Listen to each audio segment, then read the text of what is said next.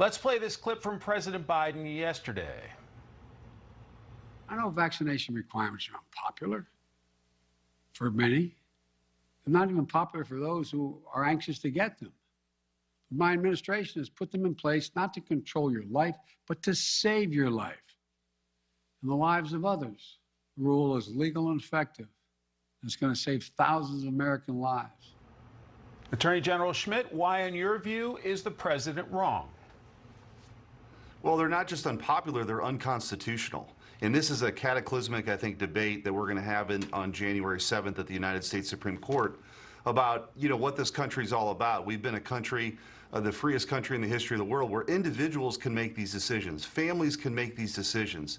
We're going to really cede that to the government to force tens of millions of Americans, the federal government forced tens of millions of Americans to get a vaccine. This is not what OSHA was intended to do. OSHA was there set up to make sure forklifts beep when they back up, not to force the vaccination of millions and millions of Americans across this country. Simply put, there's no constitutional authority for this. There's no statutory authority for this. So we're hoping that the court will strike these down. We've been successful in the lower courts, but we just received word earlier tonight that on January 7th, the Supreme Court's going to hear the OSHA private employer mandate case and the CMS healthcare worker mandate case that Missouri's been leading the charge on. So we'll have a hearing on that in front of the court, oral arguments.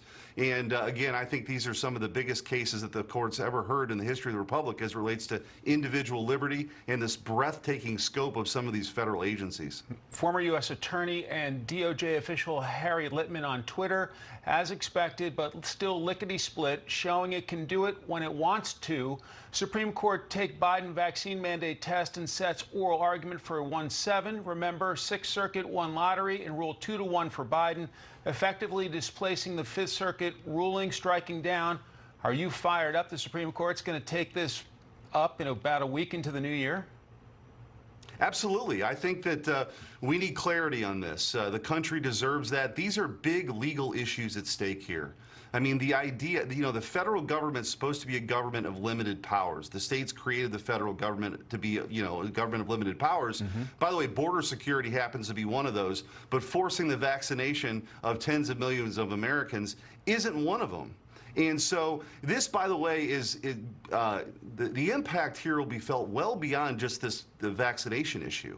The Biden administration has already signaled that climate change is an emergency that needs to be tackled. If OSHA can do this, I mean, they're about ready to empower the EPA and the Department of Transportation to have breathtaking powers. You've got progressives in Congress now asking the Biden administration to move his Build Back Better program by way of executive order. Right. This is not how it was intended. The founders created a system of government where power was spread out so nobody could get too powerful to protect individual liberty, and that's why these cases are so important.